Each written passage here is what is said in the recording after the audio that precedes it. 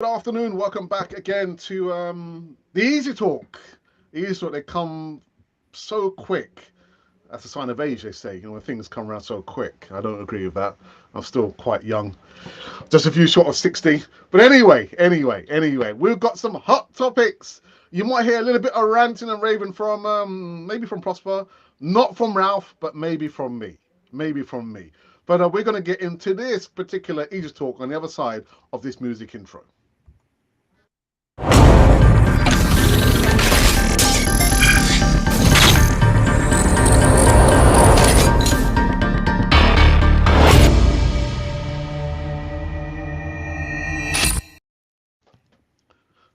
Just trying to limber up for the Easy Talk.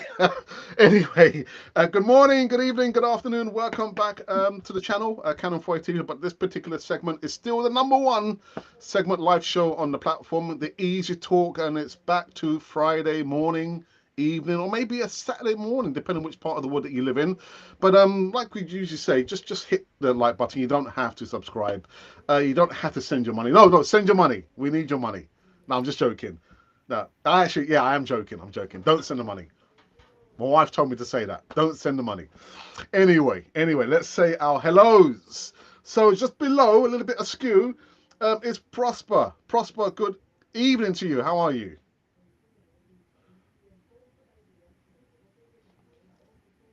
And we've lost him. Yeah. Ralph, it's been a long time. I can't remember when was the last time you was on the platform. Can you remember? It's been a while. It was last season for sure, so it's been a while. My goodness. Good Anyway, to be back. yeah, you're looking well. You're looking well. You're looking well. Thank you. Maybe that move to Texas. Maybe that's what it is. Yeah, now I'm out here well, it rained here for the first time in 2 months, so we're pretty happy. Right. Been hot. Anyway, it's good to have you back after the been a long time. Prosper, good evening. Yes. Good How are you? evening. Good evening. How you been keeping? Yeah, there's still a delay there, isn't there? I'm There's a good. I'm delay there. good. I'm good. I'm not going to. Yeah, there's a delay. And Tony, 101 in Arsenal, is in the house. Hello. Just getting my how's lighting sorted. how's you, young sir? Are you okay? I'm good. Just getting my lighting sorted. Oh, spoken like a true professional. I don't worry about lighting. If it's dark, we still go live, man. So, like I said, you might hear a little bit of a rant. We do have our set topics that we're going to be talking about. But I thought that I wanted to talk about a little bit of news that came out a couple of days ago, Tony and Ralph. And this news is in regards to BUKAYO Saka, and this got my back up. I was not happy about this, Tony or Ralph. Not happy at all. So BUKAYO Saka carrying Achilles injury that nagged the winger during Arsenal's title run-in. Now, I spoke about it on yesterday's show, and what I don't understand is we can see that BUKAYO Saka, I think it's 85 or 86 consecutive games for Arsenal, and then this news comes out that he's been carrying this Achilles issue since last season. Last season, people. So here's a question, not for Ralph, not for Tony, but for MIKEL, ARTETA and the medical team. If you know the players had this issue since last season, why is he still playing? Why is he not being given a day off or a week off or 2 weeks off? And then come the England international, Gareth Southgate plays him. What's going on, Ralph? What's going on? You shouldn't get me started on this either, but there's a big problem, and we've seen it this year with all the managers are complaining about the same thing, right? That there's more game time, so because the games are going on longer, it's going to be harder. But the whole Premier League and the whole system seems to be we're just going to keep playing players until they break, and then we're going to blame it on the time and the games. And no one wants to take responsibility for actually doing their job, which is squad rotation and management. So I was actually speaking to a lot of people here, because here in the MLS in the US, what they do really well is they manage and rotate teams a lot, because they're used to stuff like the NFL, NBA, and all that kind of sports science. So they're like way ahead of the Premier League in that kind of space. And it's just incredible that they haven't thought about this. And with all the money that goes into the sport, that people aren't thinking how we can look after players better. Because right at the moment, it's like is this thing like he can play 86 games, but what happens if he gets injured and ruptures his Achilles tendon? It happens to Aaron Rodgers again here in the US and the NFL, and that guy's going to miss the season. What happens if Saka misses the whole season because we didn't want to rest him in 2-3 games? So yeah, I don't really understand it. I can't see the logic behind it, because you have players that can cover him. Of course, there's no one maybe as good as Saka at the moment, but you have players that can cover him, and you didn't need to take him on the tour, for example, to the US. I mean, there were lots of ways he could have rested ahead of this season. So it's a strange one for me. But Ralph, are you? I don't want to use the word blame, but are you not looking at the medical staff at Arsenal and the manager to say, look, the guy's he's got an Achilles problem. He's got a problem, so we can't be playing the player. Yeah, this is where it lies, because if you ever ask a professional player if they want to play, they're going to say yes. They're the worst person to ask in this situation. And if they say no, then you have to worry about the player, right? Like, why don't they want to play? So it has to be on the medical staff, and it has to be on Arteta in terms of managing the squad. They should be the ones responsible for this and this rotation for sure. Tony, I'm not sure what's your opinion, but the one image that came to my mind was 2 seasons ago when Thomas Partey was injured during the North London derby, and he's there trying to hobble off, and MIKEL saying, actually, no, get back onto the pitch. What's going on, Tony? What's going on? Sports science is going on, my friend. Sports science. Gentlemen, thank you for having me on. Apologies for my tardiness. I cover my eyes. I like to think that the people who are paid extortionate amounts of money to know about sports science know what they're talking about. But unfortunately, we see they come across all the time. You know, Ralph, you mentioned about in American sport. You know, I am a massive fan of both college basketball, college football, professional football, professional basketball. And, you know, coaches get it wrong. They get it wrong all the time. And they are surrounded by these analyticals, you know, people whose job it is just to look at the data. You know, you see the guys, they're wearing the chest contraption underneath their shirt that tells you how many kilometers they run, their heart rate, you know, how much moisture they're letting out. And these are the things that they're supposed to be utilizing to understand where guys are going into dangerous levels. Yet still, they're getting it wrong. You know, look, we got lucky last year. We really did. As far as injuries were concerned, we got a very good year. You know, everybody is doing pretty similar things, but everybody is still getting it wrong. And ultimately, you kind of go, well, maybe the eye test, maybe just a little bit of TLC could come into play. You know, maybe you just take away the decision from the analyticals and say, okay, he's got an injury. Can we afford to give him a couple of weeks rest? Can we just like say, you know, we have paid a lot of money to be able to have what is a squad that allows us to rotate players. And all I can say is look at what Man City, the so-called best team in the world, do with their players. They're not playing them 3,500 minutes a season. They're playing them 2,200. So they're clearly looking at their analyticals and going, well, even with the best players in the world, we're still going to give our players rest. So I unfortunately just can't see the human factor being in you know, utilized here to go, well, You know, what was the point in him coming on in a game against Scotland? It's a friendly, for crying out loud. Tony, my goodness.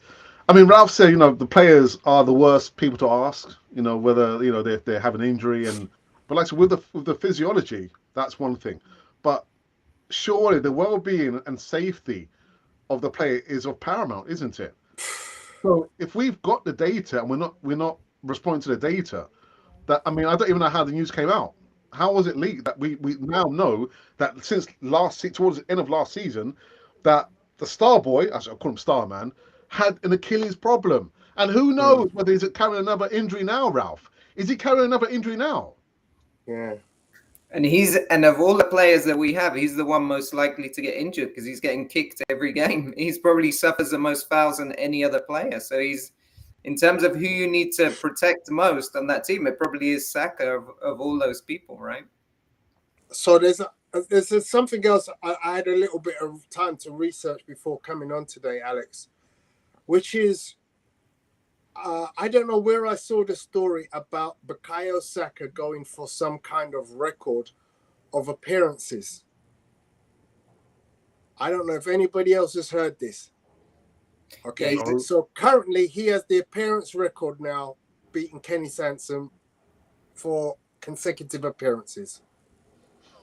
Now, if they're trying to get BUKAYO Saka to get to an appearance record in the Premier League, he's on 84 games, 85 games, there or thereabouts. Yeah.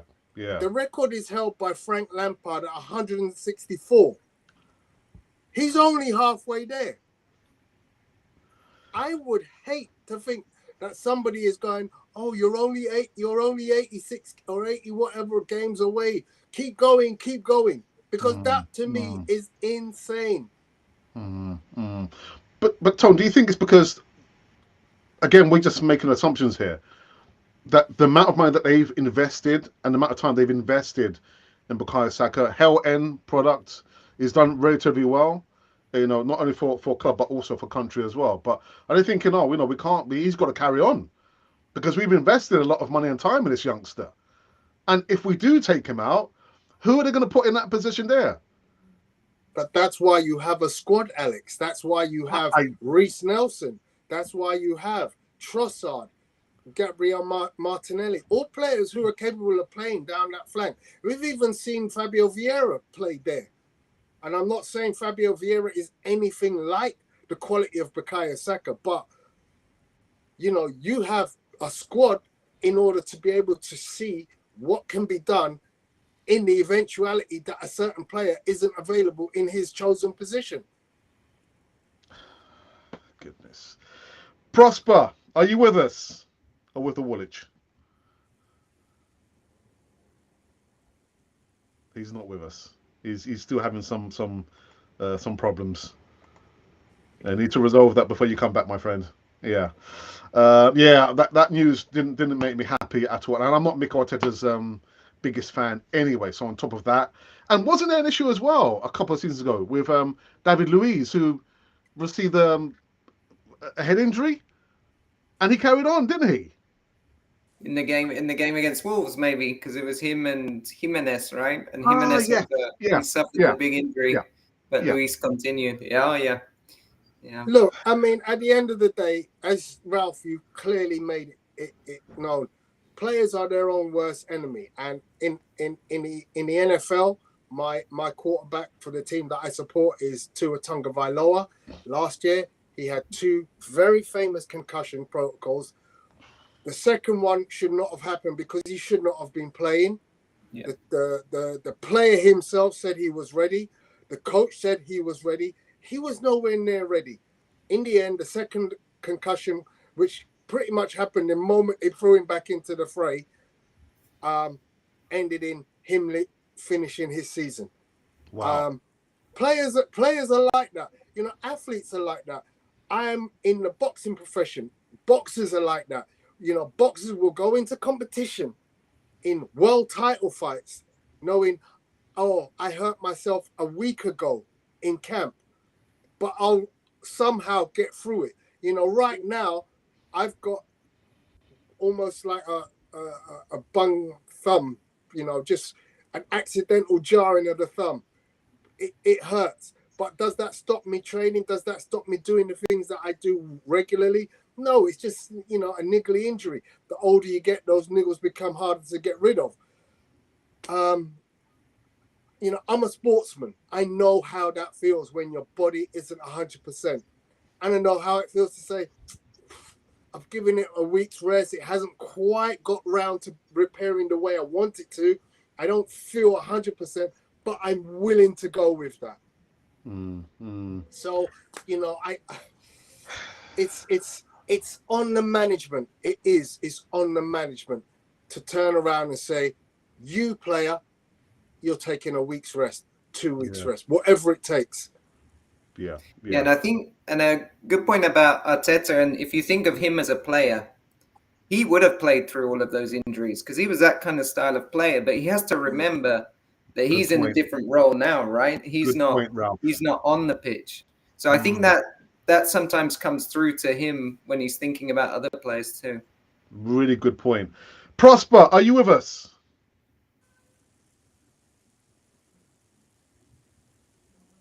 Prosper? No. Got to figure it out, brother. All right. So, you know, let's go on to the second topic. Actually, I think it's supposed to be the first topic. And it was about, I received a lot of comments about this. It was just so funny. The Champions League squad has now been released. And people are highlighting or tuning in to just a few players, Ralph. So I'm not sure if you can see that on the screen. So the goalkeepers are Aaron Ramsdale, David Raya, and actually, Ralph, I want to ask you a question about the number one goalkeeper spot there, and James Hilson.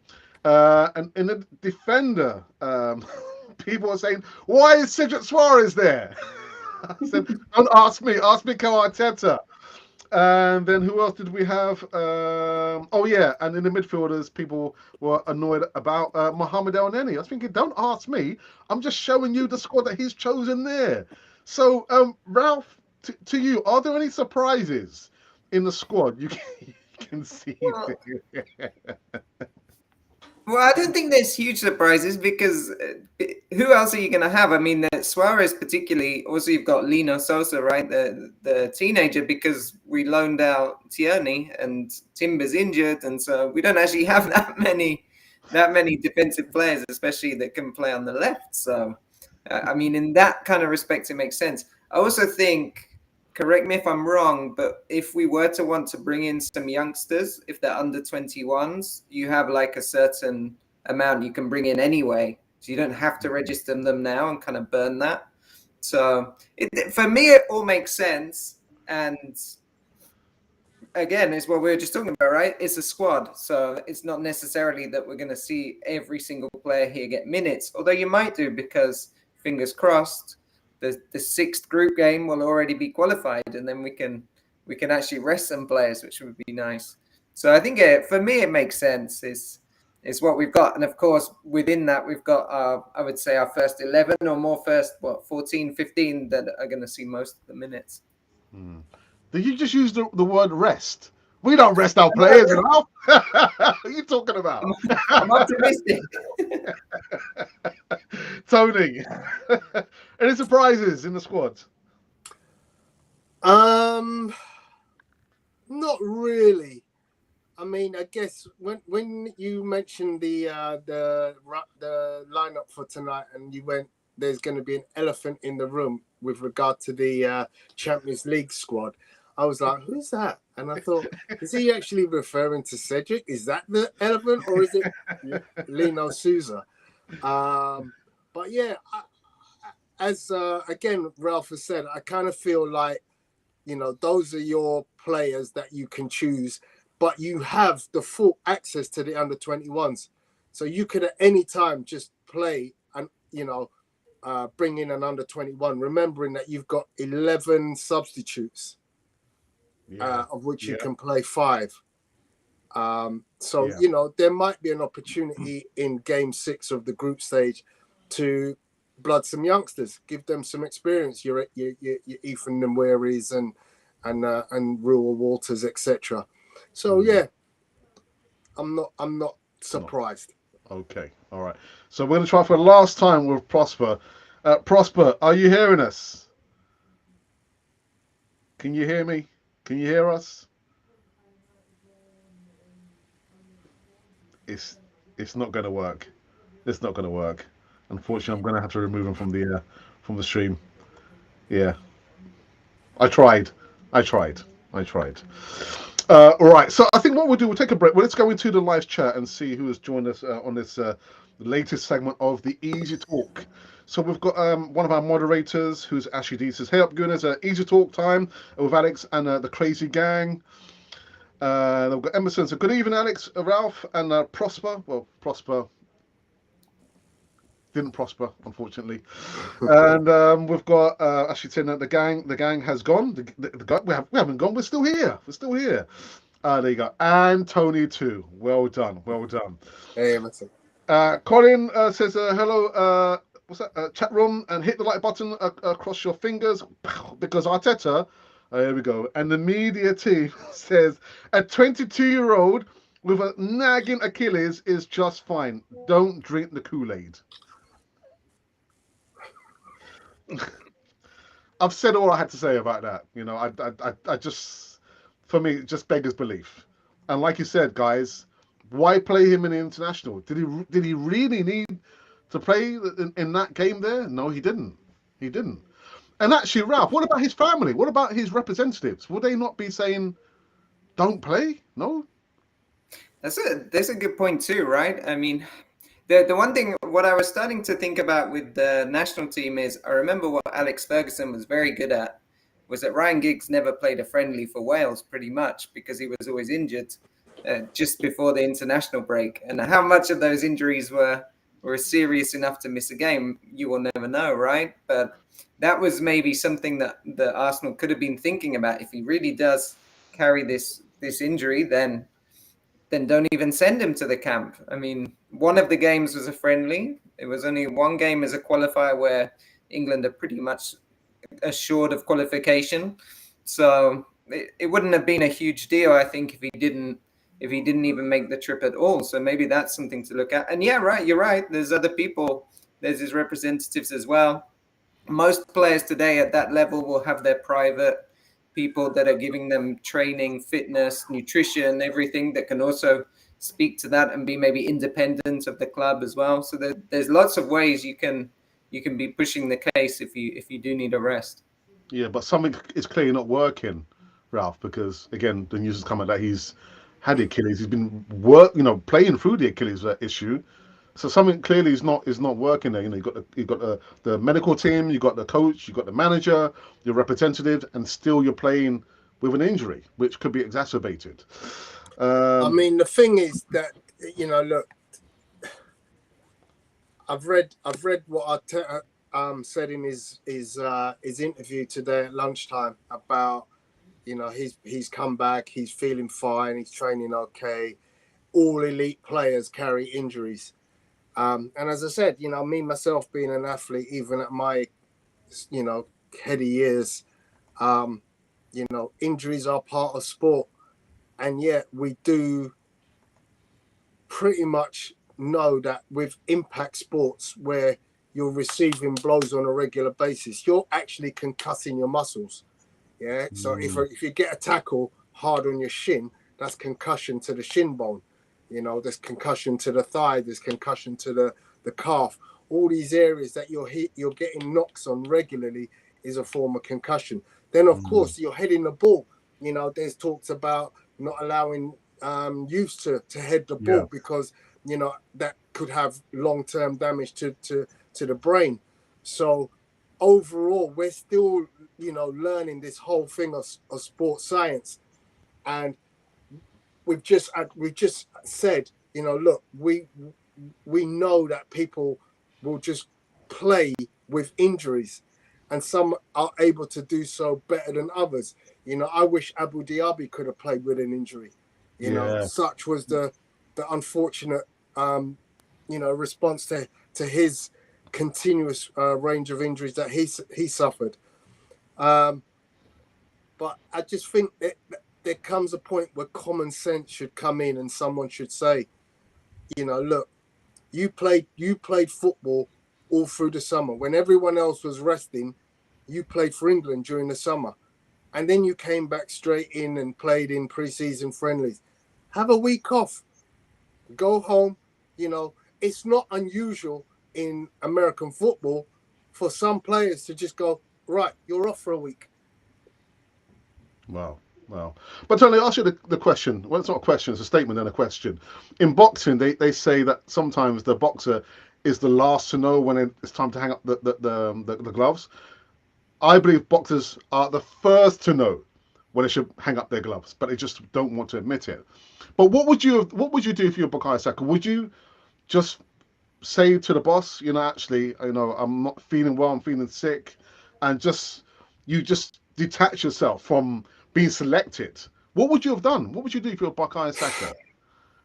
I mean, if I try to be Bukayo Saka, I'm probably gonna be Bukayo Saka and do what he does and say, boss, I think I can go through it. I feel good enough. I'm going to try, and I want to help us win the game.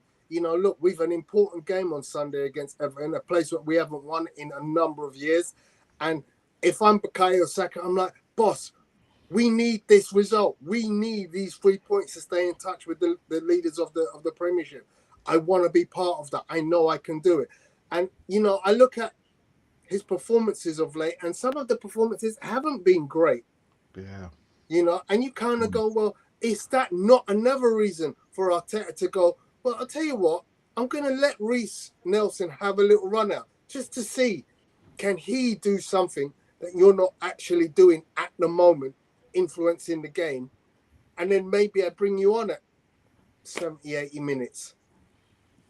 I just wonder if Arteta's actually prepared for that scenario to be played out, because we saw last season, Ralph, the understanding when we used the back four, the right back would have been Ben White further up the pitch. They understood, you know, the overlaps. But when you put in a Reece Nelson, would there be that same understanding? Would Arteta have prepared for that if he had to take out Bukayo Saka? I don't think so. It's a catch-22 though, isn't it? Like, how do you give Reece Nelson that time to learn that in match day experience? And maybe where the opportunity really lies is the Champions League. And I'm not trying to downplay the Champions League, of course, but sometimes in the group games, you might have an opportunity to do that. And that's one thing I guess we haven't seen yet from Arteta, is how is he going to manage it this year with the Champions League, because it is much different to playing Europa League. So how's he going to start now? Because this is starting next week, right? With the PSV game. Yeah. How's he going to start balancing the 2 games a week, which is totally different to playing every weekend? So maybe he's got something up his sleeve that we don't know about. We can be hopeful. Some rotation. It's the hope that kills. Scary. All right, okay. Someone called Little John says that he's just subscribed, or that just hit the like button. Thank you for that, Little John. And this one's a question. So what's the thoughts about Vinay Venkasham, who's saying that he's going to be departing after, was it 13 years, 14 years with the club? Your thoughts, Tony? Look, he seems to have a lot of fans on his side. He's been at the club an extremely long time, and he's been there in various roles. So well done to that man for ascending through the hierarchy the way he did. He would have seen a lot of rubbish. He would have seen a lot of bad, poor decision making in management. And he would have gone, you know, look, if I get my time at the club, at those lofty positions, I'm not going to make some of those mistakes. Now, somehow he's managed to make some of those mistakes because I put some of our transfer dealings in his corner, because he's partly responsible, along with Edu and MIKEL, in some of the terrible things that have happened, I feel, by way of recruitment, both buying and selling. But I think the overall picture has been a positive one. You know, look, good luck to the fella. Yeah. I don't know him personally. I cannot attribute any single mistake to him solely. So it is what it is. All I can hope is that, you know, whoever comes in next is able to pick up the mantle and do a better job. Yeah. And for you, Ralph, been at the club since 2010, apparently. Yeah, so it's similar, isn't it? I mean, he's been through some of the difficult stages, but then he's also been now at the back end where things have started to pick up, and he's obviously must have played a role in some of that. So I think what's interesting is the fact that he's leaving now is kind of why now. Well, maybe he feels he has left the club in a good standing from where he picked up in 2010. It's back into the Champions League. The financial situation is obviously much better with us being there, and also for him, for his CV, it's maybe a good time to move on. I guess what I'm more interested in is what do we do next? And if you look at the most successful clubs at the moment, at least from a recruitment and financial point of view, are Brentford and Brighton. Really, they're the ones that are doing kind of miracles with what they do, and they're obviously coming from a similar background. That it's very kind of analysts and betting and sports and that kind of side of things. So it'll be interesting to see who we bring in. Do we bring someone in from that world that can transfer themselves to football, or do we try and get somebody who's been in football a long time? So it's interesting to see where Arsenal go with it next. Yeah, good shout out. We did a poll question actually a few days ago in regards to Bukayo Saka, and just talking about the transfers. And the question was, if somebody came in for £200 million to buy Bukayo Saka. Yes. All right, that's quick. All right, Ralph. I've had these questions asked of me so many times. I'll probably take 150 million. I don't believe Bukayo Saka is a unreplaceable player. Yeah. A year ago, the unreplaceable player to me was Thomas Partey. But I do believe, quite honestly, that there are players out in the ether who would do just as good a job. They just need the opportunity. I mean, what would you say to take in Mitoma from Brighton? If you took 150 million for Bukayo Saka, I think you got a ready-made replacement. I've been saying that actually. Yeah, I've been saying the same thing, and I would sell. For you, Ralph, would you sell? Yeah, if I wasn't a fan, I would sell. But as I'm a fan, it's nice to have somebody from Hale End. It's nice to have like a local hero that you can build up, because that reminds us. I don't know. I grew up watching Arsenal in the early '90s, so that's kind of what we remember, isn't it? Like everybody was like homegrown or had played there for years. So I would like it from the emotional side. But I know what you mean from a financial side. It would make a lot of sense to sell, because you're going to pick somebody up that will be less value now, but can increase in value and have that potential very quickly. Yeah. All right, let me just read some more comments in the live chat before we go into the final topic. And we've got Tim Hogan. Good evening, Tim. I hope you are well. And he says, I think the Champions League squad reflects the lack of depth. Lack of depth? Is there lack of depth? Tony? Lack of depth in the squad? I'm not saying no, there's no lack of depth, because quite frankly, I think we got a player in every position. Yeah. I just think people are not opening their eyes and thinking, look how many combinations of good players you could have. Let's take a back four, a back four of Tomiyasu, Zinchenko, Ben White, Gabriel, Kivior, and William Saliba. There's 6 players. I haven't included Lino Souza, and I haven't included Cedric. But 6 players into 4 positions is good depth. Yeah? Bearing in mind that when Ben White's bombing forward and Alexander Zinchenko's doing his inverted forward thing, Declan Rice can drop into the centre-back role quite easily. Ralph, for you, does it reflect the lack of depth? I don't think it's a lack of depth. I think actually what it shows is the versatility. Because as I'm looking at it now, you think, yeah, a lot of these players can play in 2 or even 3 positions. So you're pretty much covered as long as if somebody, I'm trying to think if they get injured here is just irreplaceable. I mean, we saw last season Saliba, but then we still do have plenty of centre backs in there because you have players that can play centre back. You have well, we just mentioned, right, like 4 that could play there. So I think actually what it shows is it's very versatile because a lot of these players can play across the back line. They can play on the flank. They can play through the middle. So I think actually what it suggests is we've got a very versatile team that can do a lot. Yeah. I did say I was going to push. Sorry, Alex, to interrupt you. Just to also highlight that, you know, at the second half of last year, when you look at the bench and you consider the options we had on the bench last year at the sort of second half of the season, you know, your likes of your Eddie Nwaneri's and Ruel Waters was on the bench several times. Miguel Aziz, Amari Kozia-Dubry, you know, all those players were getting regular spots on the bench. That none of them have seen the bench this season. Yeah.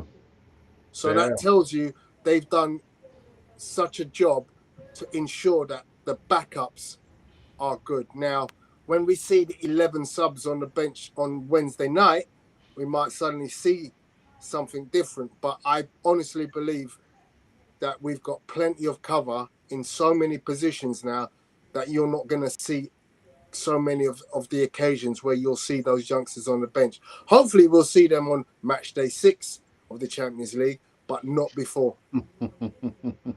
All right. Ralph, I did say I was going to push you about the goalkeeping situation because I know you haven't been on the channel for quite a while. And we've since signed another number 1, number 2, number 1, number 2. Your thoughts on David Raya? Yeah, I mean, well, I have to admit, I actually put him in my fantasy league team because I thought the fact he'd been signed when he was because he's going to come in as number 1. And then we did see the error the other day from Ramsdale for that early goal, and when he kind of comes out a bit too far. So then I thought, well, if I was Arteta and I had the chance to put Raya in, this would be now. But he hasn't done it yet, so I'm a bit unsure. I think if I remember rightly, Arteta said it's not going to be a cup and league situation, but I think it is actually. I think we'll probably find out with PSV, but I have a feeling that Raya will become the cup goalkeeper, a bit like I remember Ospina for a time. He was our cup goalkeeper. Yeah. And then I think what we'll see is if that's working well, then Raya could end up coming in to the team, because I'm sure he was signed mostly for the reason for the build-up play. That's where I think Arteta likes him. Yeah. I'm tempted to ask you about our number 29, Ralph. But I don't want to upset anybody. Kai Havertz. Well, you don't have to talk about it if you don't want to. We can move on. The thing about Havertz is really interesting, right? Because a lot of people have said he's very good off the ball, which is true. He's done quite well off the ball, but I don't think we really need him that much for that, because there's other players that can do that and still be more effective. This is one of those things that always, I think, frustrates us as fans, that the coach is obviously seeing something that we're not seeing, because I don't think anybody's seeing what Arteta is seeing to put Havertz in as the starting lineup. And then we're seeing some data, right? He's very good in terms of off the ball and winning duels and that kind of thing. But why not just have, I don't know, like last year when Xhaka was playing there, he was scoring goals, wasn't he? He was getting in the box and scoring goals. And that's not even his main role. Yeah. So, yeah, for me, I got to push back on the Xhaka thing, because I have had an absolute pelter from one of my good friends who says that Kai Havertz is a downgrade on Granit Xhaka. And I'm like, are you mad? In the words of the youngsters at school, are you mad, bro? Because we waited so many years for Arsenal to get rid of Granit Xhaka, and you know, we were pulling our hair out about Granit Xhaka, a red card waiting to happen. The player who had the most errors leading to goals of any player in the Premier League. And then out of the blue, he has this Indian summer and has one season where he's played in a completely different position to where he had played all his years prior. And he looks half decent. And he scores some goals. Now, for anyone who thinks that Kai Havertz can't do what Granit Xhaka does, I kind of think, you know, really? And I'm willing to bet anybody, I'm willing to put money where my mouth is, that Kai Havertz will score as many goals as Granit Xhaka did last season for Arsenal. And that was his best ever season. And I still think that Kai Havertz, in the worst start that he's probably had, and not playing great football, but at some point in time, the penny will drop and he will start scoring goals. And if he doesn't score 10 goals, I'm not expecting it. But what I do expect is for him to score 7 goals. So I think Arteta's thinking the same as you, because I think he's waiting. At one point, he feels it's going to click, and in a way, it's the same. If you look at now with Rice and Partey, like how they've moved positions and things around. I think we haven't looked quite the same in build up as we did last season when we really just hit the ground running. But you know, these players are technically good enough and they're talented enough to be able to do it. So I think I can see where you're coming from. But the question here is as well, though, is Trossard's playing really well and he's not getting a look in. He's just scored that great goal for Belgium. And so that's a player that, if you remember, we got him from Brighton because he fell out with Brighton because he wasn't getting enough minutes. So talking about management and rotation, we've got to think about that too. Yeah. But do you not think the problem, well, not problem, but the issue with Kai Havertz is that he's not had to earn his place. He's just been put straight into the starting 11. Well, I don't think that's quite fair to say he hasn't earned his place, because I was at 2 pre-season games. Yeah, I was at the LA game and I was at the Wembley game. So I've seen Arsenal 2 live pre-season games where Kai Havertz played. And I wouldn't say he had bad games in those games. And he scored goals. So let's not forget, he has already scored for Arsenal. Yeah? Albeit in pre-season, he's had several minutes on the pitch, working with players, and the boss is clearly trying to give him lots of minutes for you to gain more of an understanding. And as he said, what you're seeing out of Kai Havertz in match 1, 2, 3, and 4 will not reflect what you will see from him in match 55. So I'm willing to give him the benefit of the doubt. And as I said, I'm pretty certain by match 55, he'll have scored 7 goals. Okay. Well, you know what? We're recording this, Tony, so we're gonna revisit your comments. Please do, because I'm fed up of the naysayers just getting on to Kai Havertz and thinking he's a terrible player. You know, he's not a terrible player. I've seen more than enough. He needs to be more consistent in his play. He's had some poor touches here and there, but that's not a bad player. Yeah, well said, Tony. And you know what? We're going to move on.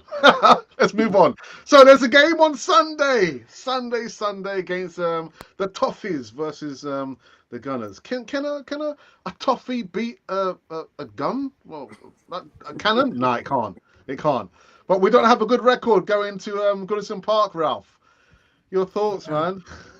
No, we don't. It's a long time ago. I went to Goodison Park and we won 5-1. I think it was the opening day when Lescott was about to leave, I think, and they were in a bit of crisis. Well, Everton always seem to be in crisis, and we blew them away. But I'm trying to think. Recently, we've really struggled there, despite Everton playing so badly. And I don't know what it is. What kind of, you know, is there like a psychological thing that's now got into us, or I don't know. I mean, I do remember the game. So the game from last season when Dyche, I think he'd just taken over, maybe when Yeah. when they played us. And what they did really well was stopping us in midfield. They were really intense and very smart in terms of how they pressed against us to stop being able to kind of work through the lines. So it'll be interesting now that, as we just talked, that things have changed with Declan Rice. It's a different way of building up, and you have a player that can actually start carrying the ball, and let's see what happens there instead of trying to build up through triangles and passing. And I don't know. I'm sure Dyche's got a plan, but maybe this will have a much different game than we saw last time. Tony, for you, don't have the best of records at Goodison Park, man. Look, hoodoos happen. When was the last time Man City beat Tottenham? You know, these things happen in all sports. You know, Muhammad Ali could never really beat Ken Norton. They fought 2 times, and to me, Muhammad Ali just never could beat Ken Norton. So, you know, it's just one of those things. At some point in time, the hoodoo wears off. And all I can say is, I hope it's this weekend. I hope we thrash them 5-1 again. I was at that game where we won 5-1. I was in a box that day, and I certainly enjoyed that day.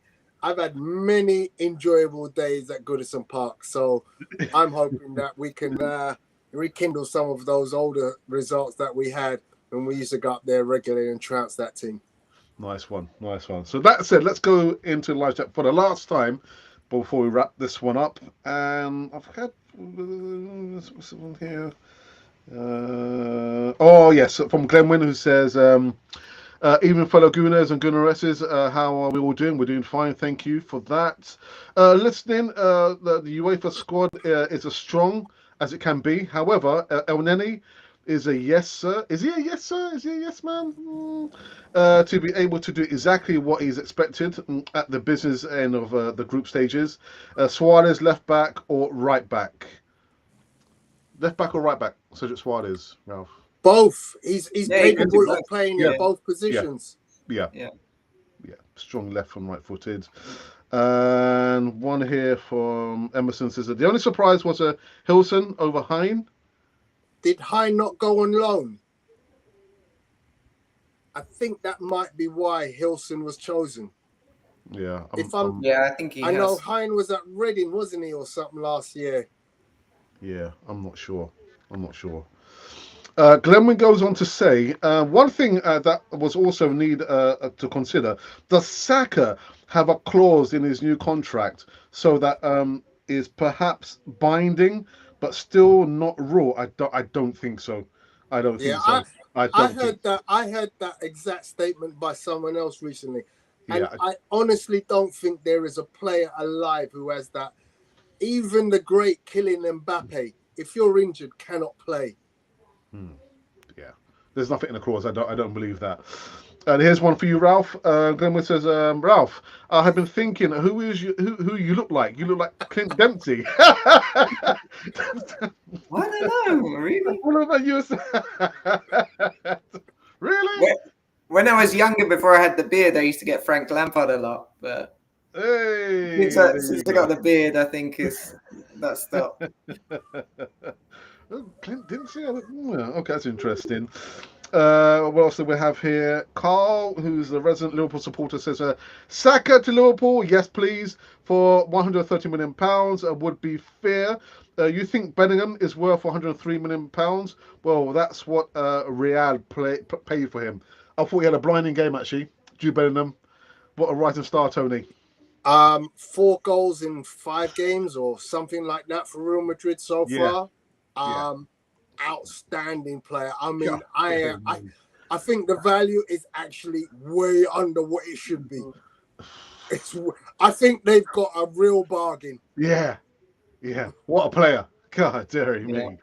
All right, Johnny Geezer is in the live chat. Says if Saka ever leaves Arsenal, it will be the likes like the Ravens leaving a Tower of London. Doomsday.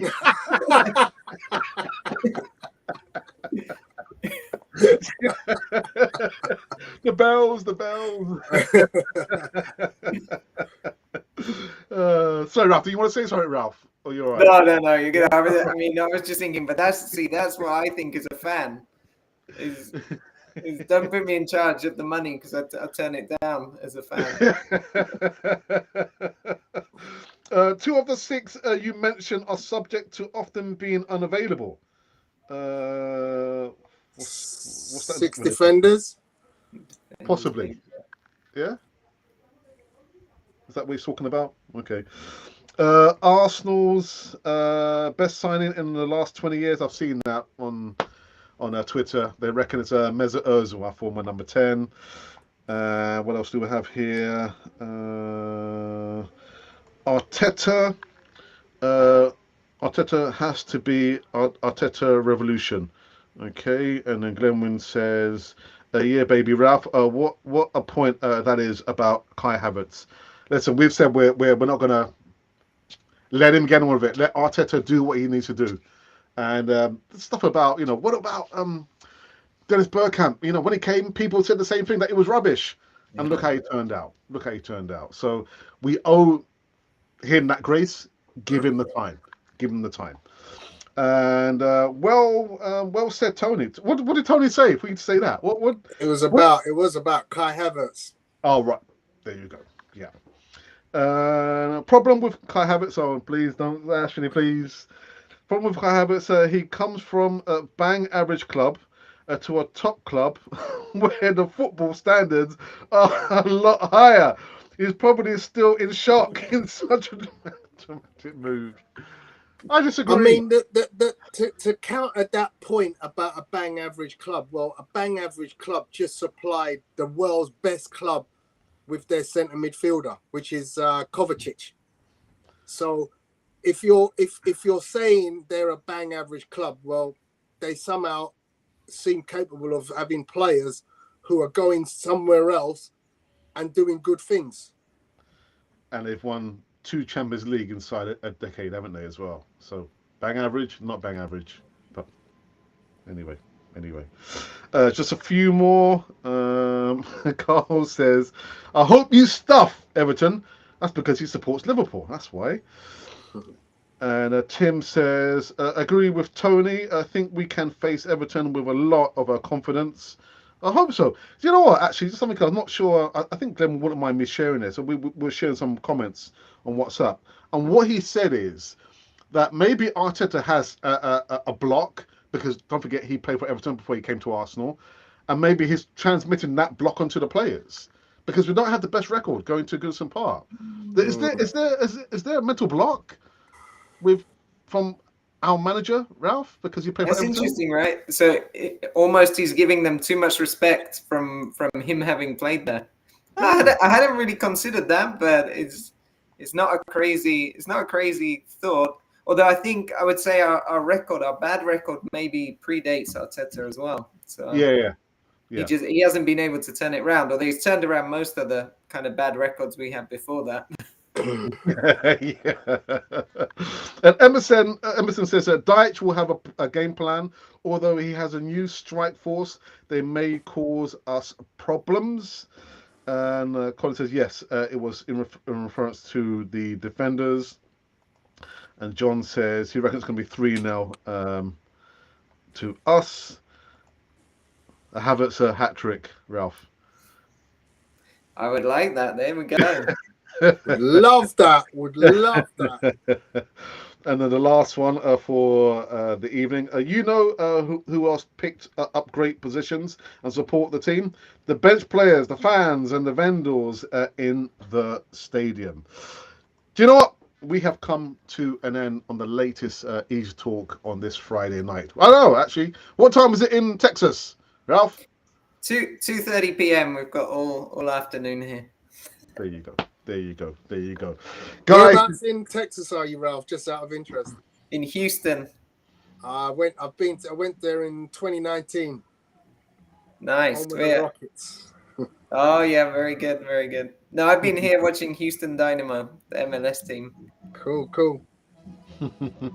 Sorry, guys, there's been one more comment here, and it's from Glenwyn, Gunnar Matters, who says, yeah, Ralph, I think Mikel Arteta has to shed his emotion for the players to see that and follow through. I don't know. Is there a mental block there, Tony? Because Not to me. Anyway.